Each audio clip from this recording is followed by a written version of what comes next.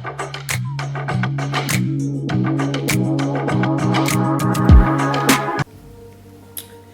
बच्चों, कैसे हैं आप सब।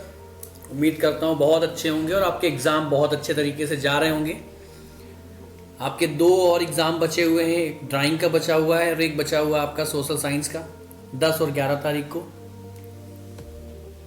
वो कौन कौन सी चीज़ें हैं आप लास्ट मिनट में रिवाइज़ कर सकते हैं अगर सोशल साइंस का एग्ज़ाम देने जा रहे हैं। आपको बहुत ज़्यादा स्ट्रेच नहीं करूँगा, कुछ चुनिंदा टॉपिक और ऑलमोस्ट आपके हिस्ट्री, सिविक्स, ज्योग्राफी और आपका इकोनॉमिक्स के सब मिला के 70 से 80 टॉपिक ऐसे हैं, छोटे छोटे टॉपिक आपको पढ़ के जाने चाहिए। अगर आप पढ़ रहे हो, रिवाइज कर रहे हो अगर आप, तो आप हर चीज़ को मत पढ़ो, इन टॉपिक्स को आप ज़रूर पढ़ के जाओ आप अगर एग्ज़ाम देने जा रहे हैं। बिल्कुल मिस नहीं करना है, क्योंकि आपसे इनके ही भीतर, इनसे ही आपको एग्ज़ाम में क्वेश्चन देखने को मिलने वाले हैं, इससे बाहर नहीं आएगा, इसका मैं एश्योरेंस दे रहा हूँ आपको। ठीक है, एक एक करके लिस्ट जल्दी देखते हैं। हिस्ट्री के टॉपिक हम लोग देख रहे हैं आज बच्चों, क्या लिखा हुआ है।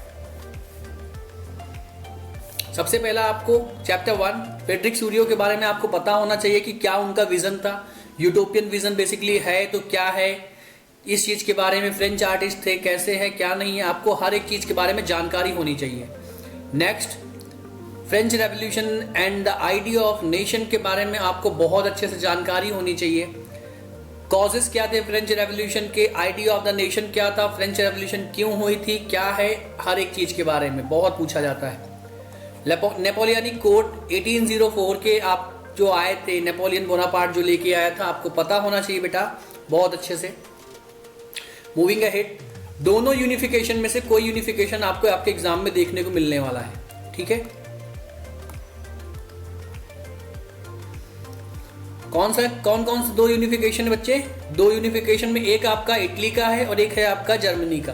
अब जब इटली और जर्मनी के बारे में बात करेंगे तो आपको मैजिनी के बारे में, कैवर के बारे में, गैरीबाल्डी के बारे में देखने को मिलेगा। जर्मनी की बात करेंगे तो ओटो वन बिस्मार्क का क्या रोल था, उस चीज़ के बारे में आपको पता होना चाहिए।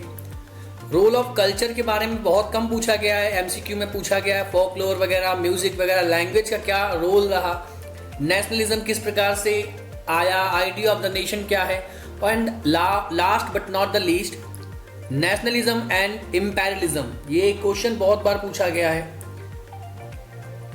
शॉर्ट आंसर के रूप में आपसे एग्जाम में। ठीक है, पढ़ के जाइएगा इन चीज़ों को बच्चों, भूलना नहीं है, ये रिवाइज करना है आपको।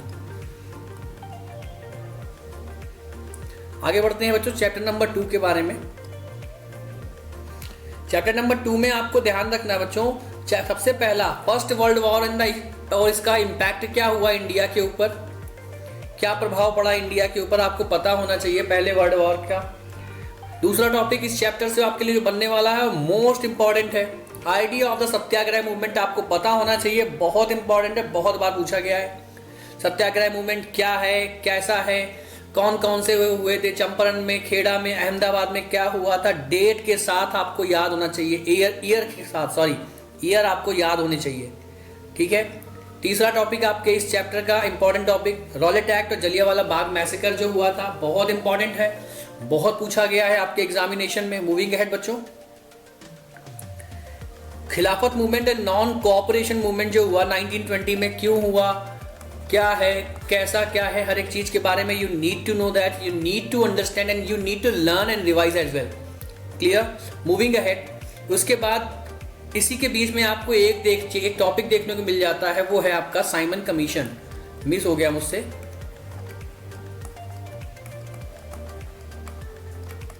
ध्यान रखना 1927 में साइमन कमीशन आता है, क्या रोल रहता है साइमन कमीशन का आपको पता होना चाहिए। ठीक है, उसके बाद एक ये भी टॉपिक आपके लिए इंपॉर्टेंट है, सिविल डिसोबीडियंस मूवमेंट और सॉल्ट मार्च के बारे में बच्चों मालूम होना चाहिए आपको।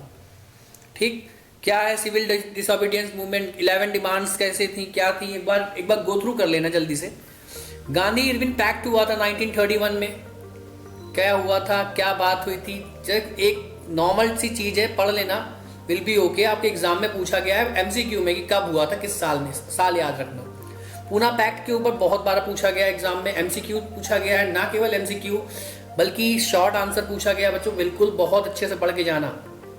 ठीक है, पूना पैक्ट क्या था, 1932 में कैसे हुआ, क्या था, रोल क्या था बिजनेस क्लास का, इंडस्ट्रियलिस्ट का, और रूरल एरियाज में किस प्रकार से नेशनलिज्म फैला, अर्बन में किस प्रकार से चीज़ें हो रही थी, एवरीथिंग जो छोटी छोटी सी चीज़ें हैं आपको पता होना चाहिए। अगर आपने चैप्टर पढ़ा है, बेसिक चीज़ें आपको पढ़ा है आपने, तो easily you can write the answer, it will definitely help you a lot. Moving ahead बच्चों,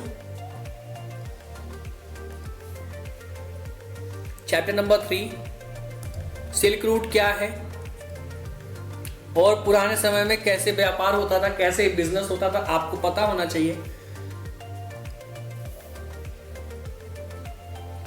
effects of colonisation on the global trade. बेटा सिल्क रूट में जब हम बात करेंगे तो सिल्क रूट में दोनों चीज याद रखना, इसमें आपको लैंड रूट भी याद रखना है और ग्लोबल जो आपका मैरीटाइम रूट था उसके बारे में भी आपको पता होना चाहिए।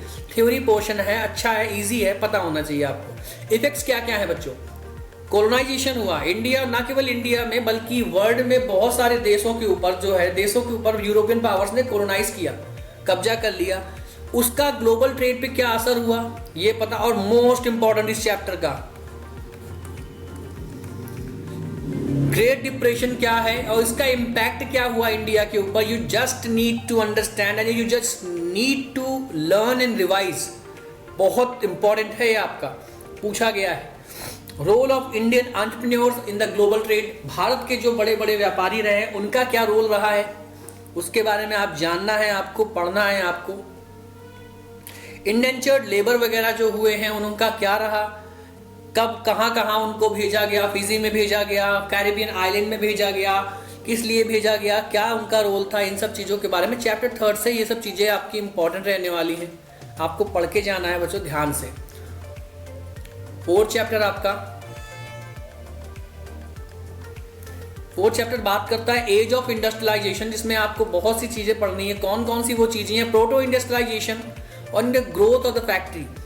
कि जब इंडस्ट्रियलाइजेशन नहीं आया यूरोप में, बेसिकली ब्रिटेन में, उससे पहले चीजें कैसी होती थी, और जब फैक्ट्रीज बढ़ने लगी, जब फैक्ट्रीज डेवलप होना चालू हो गई तो चीजें कैसे घटित हो रही थी, क्या हो रहा था, कैसे हो रहा था, everything you need to know that.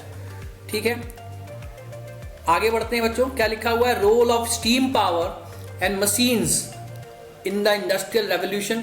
जब इंडस्ट्रियल रेवोल्यूशन आया तो उस समय और भी बहुत सारे आविष्कार हुए, इन्वेंशंस हुए, जैसे कि स्टीम पावर आपको देखने को मिला और बहुत सारी मशीन्स वगैरह डेवलप हुई, जिनका इंडस्ट्रियल रेवोल्यूशन पे क्या रोल था, क्या असर पड़ा, आपको पता होना चाहिए।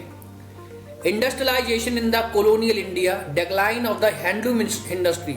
हैंडलूम इंडस्ट्री के बारे में बेटा, हाथ जो चीजें हाथ से बनाई जाती थी उसके बारे में बोला जा रहा है कि इंडस्ट्रियलाइजेशन आया तो क्या हुआ, इंडिया के ऊपर क्या इंपैक्ट पड़ा, और इंडिया का जो हैंडलूम इंडस्ट्री है वो किस प्रकार से क्या हुआ, बेकार होना चालू हो गया। उस चीज के बारे में पता रखना, पढ़ लेना एक बार। मैनचेस्टर किसके क्या कहा जा रहा है? Manchester textile in the textile industry and its impact on India. Bharat पे उसका क्या पड़ा। मैनचेस्टर एक शहर है, कहाँ का? ब्रिटेन का एक शहर है, एक इंडस्ट्रियल शहर है जहां से इंडस्ट्रियल रेवोल्यूशन की स्टार्टिंग होती है, और उस वहां पे बनने वाले जो गुड्स था उसका इंडिया पे क्या असर हुआ उसके बारे में पूछा जाएगा, पूछा गया है कई बार। और उसके बाद आखिरी टॉपिक इस चैप्टर का क्या लिखा हुआ है? Indian industrial growth after the स्वदेशी मूवमेंट 1905 में। चैप्टर नंबर 2 में आप लोगों ने पढ़ा होगा स्वदेशी मूवमेंट जो हुआ उसके बाद में क्या हुआ कि इंडियन इंडस्ट्रियल जो ग्रोथ थी उसका क्या इंपैक्ट हुआ। You just need to go through with it. Easy है, आसान भाषा में पढ़ लेना, रिवाइज कर लेना, इजी हो जाएगा। ठीक है, आगे बढ़ते हैं बच्चों। लास्ट चैप्टर आपके एग्जाम के लिए हिस्ट्री का, सॉरी, हाँ, print culture and the modern world. इससे एमसीक्यू क्वेश्चन पूछे गए हैं कई बार, खास तौर से जैसे गुटेनबर्ग की जो प्रिंटिंग प्रेस 1400 या 15 सेंचुरी में जो आई थी, याद रखना। 1409 मतलब ईयर मुझे क्लियर याद नहीं है, पर ध्यान रखना, मैं क्लियर बता दूंगा आपको इसके बारे में। Print and the French revolution का क्या असर पड़ा, बुक्स का क्या रोल था फ्रेंच रेवोल्यूशन में, और पैम्पलेट्स वगैरह चीजें किस प्रकार से डेवलप हुई उस समय पे। Print culture in the colonial India and the social reforms में बात बताई जाएगी। यहाँ पे क्या क्या चीजें हैं, कैसे सोशल रिफॉर्म्स में प्रिंट कल्चर का रोल था, क्या था। कॉलोनियल इंडिया यानी कि ब्रिटिशर्स जब इंडिया में थे उस समय पर प्रिंटिंग का कल्चर जो था उसका क्या रोल था बेसिकली। फिर वर्नाकुलर प्रेस एक्ट, बेटा इसका ईयर याद रखना 1878 एग्जाम में एमसीक्यू में पूछा गया है।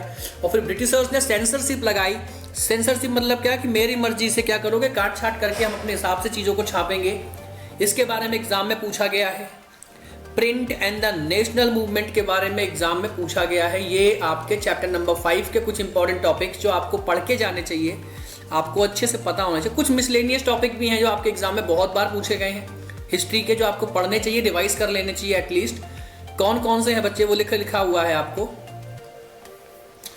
वो है role of the womens in the Indian freedom struggle. Chapter number 2 से आपका ये आता है टॉपिक कि भारत में महिलाओं का योगदान क्या रहा है फ्रीडम स्ट्रगल में। Formation of Indian national Congress, year याद रखना, किस साल में स्थापना हुई थी। सुभाष चंद्र बोस का क्या रोल रहा है। Role of press and literature, India में जो हुआ है उसका क्या रोल रहा, प्रेस का क्या रोल था, लिटरेचर यानी कि जो किताबें छपी उसका क्या रोल था। इसके साथ साथ जो आपका 1942 में क्विट इंडिया मूवमेंट हुआ,